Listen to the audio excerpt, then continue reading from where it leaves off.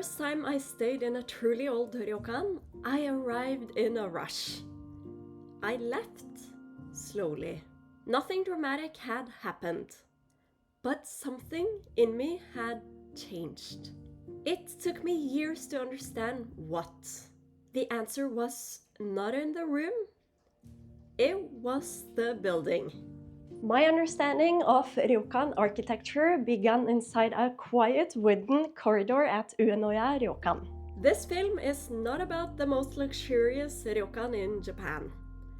It is about the architecture behind the feeling, and why these old buildings make you feel something that most modern spaces do no longer do. We begin in Yugawara, one of the oldest hot spring areas near Tokyo. Not with spectacle, not with a famous view, but with something much quieter. The basic language of ryokan architecture.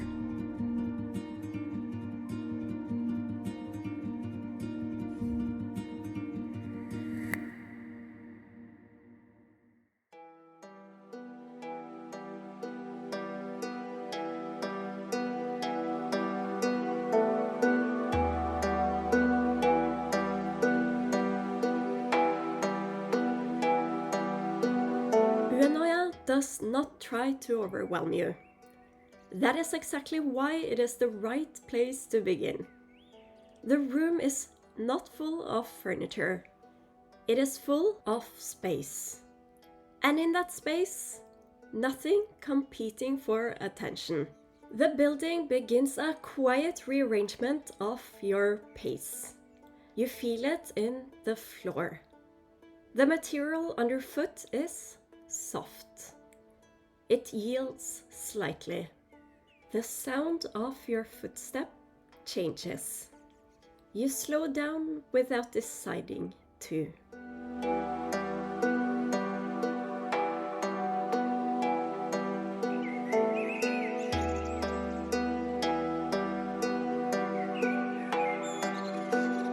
The first word in the Ryokan language is tatami. Tatami has been used since the Heian period over 1,000 years ago. Tatami was originally a luxury for nobility. Over centuries, it became the foundation of almost every ryokan. The soft give under your feet is intentional. It slows you down. And that grassy, familiar scent, it's designed to calm you down before you even sat down. Then there is Shoji. A glass window delivers the outside world directly. In a modern hotel, a window frames a view. In a ryokan, Shoji frames an atmosphere.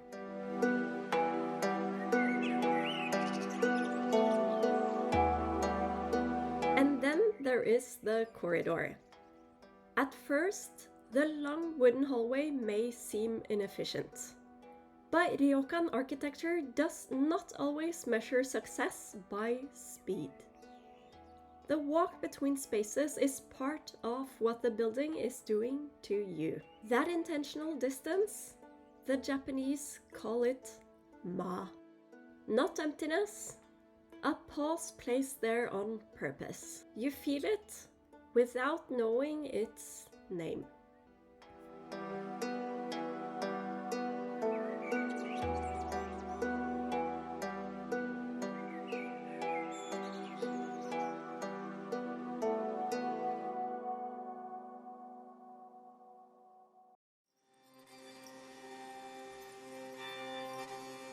Uenoya teaches the basic language, but some buildings go further. For that, we go north to Aizu, to Mukaitaki.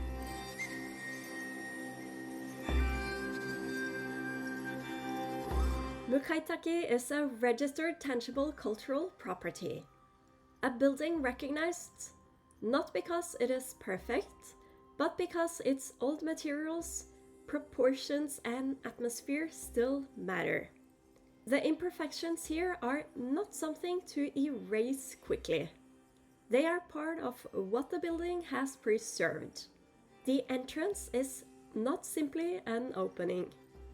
it is a crossing. Once inside, the relationship changes. You become aware of every threshold.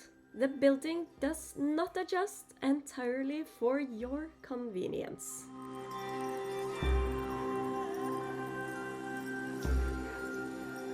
The architecture here tells you how to walk, how to sit, and how to breathe. It doesn't change for you, you change for it. And there's something incredibly grounding about that. What feels powerful here is not one dramatic feature. It is in the layering.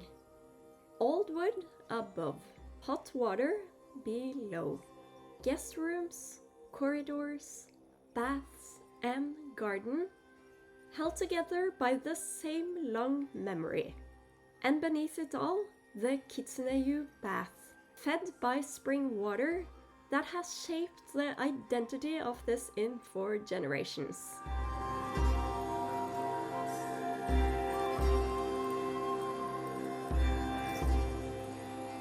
There is a specific kind of silence that only exists in a building this old. You can actually hear the house breathing as the wood settles and the wind mows through the eaves. Natural materials were chosen here because the inn improves them, not in spite of it. Mukaitaki doesn't resist that process. It allows it. And that is one reason this building stays in the memory long after a perfect hotel has faded.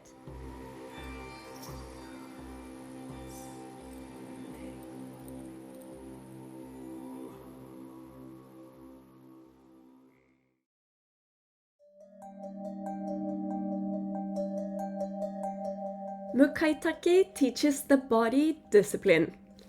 But Ryokan architecture can also teach wonder. At Shibu Onsen in the mountains of Nagano, Kanaguya is something else entirely.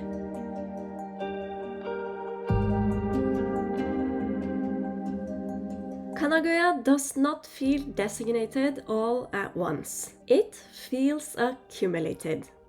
Built during the Taisho era and added to across generations, rooms, corridors, baths, and staircases layered as the building grew.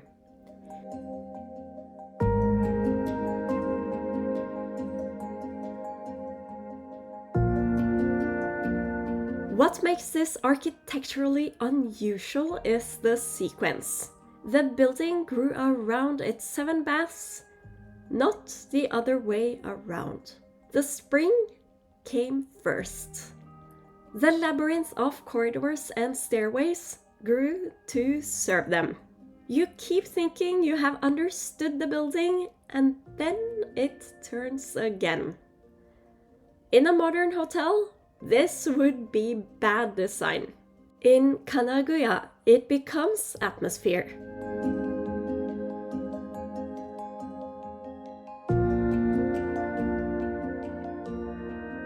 Look closely at the woodwork, the joinery, the carved railings, the fit of a joint that requires no nail. You begin to understand how this building was made. Not from a plan, from hands. Details that only reveal themselves when you stop moving. This is where Ryokan architecture becomes storytelling. You can feel the lives, the seasons, the footsteps layered in the grain. People sometimes say Kanaguya feels like a film set, but I think it's the opposite. Films try to imitate the atmosphere that this building naturally creates. Every corridor feels like it knows a secret.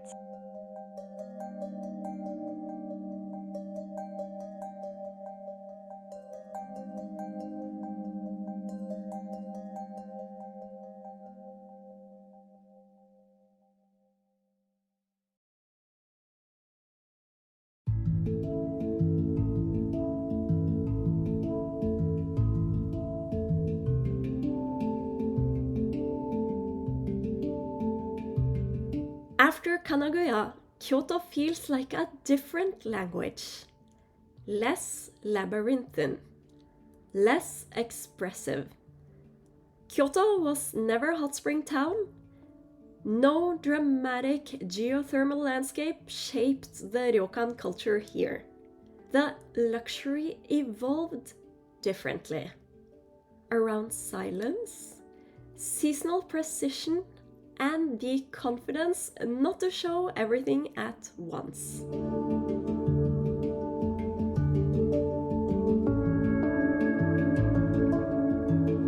A Kyoto Ryokan often sits inside a city that is very much alive. In Gion, you arrive through lanes of stone and lantern light. The city does not disappear. It softens. At night, what the design has removed becomes visible in reverse. The corridors are not passages. They are atmosphere. This is where Kyoto becomes different. Shadow, silence, and stillness. These hallways calm you just as much as any onsen could.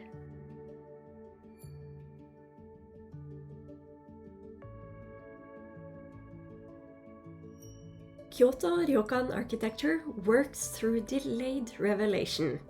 A narrow entrance opens into a corridor. A corridor reveals a small inner garden. A room reveals a tokonoma, one scroll, one flower, one object chosen that morning for this specific season. Nothing competing for your attention. The building trusts that you will become quiet enough to notice. This is the deepest form of omotenashi. Not what is given to you, but what the building prepares you to receive. And then morning comes. In Kyoto, early light is one of the great architectural materials. It passes through paper. It touches tatami. It wakes the room without urgency. Not an alarm, a gradual return to the world.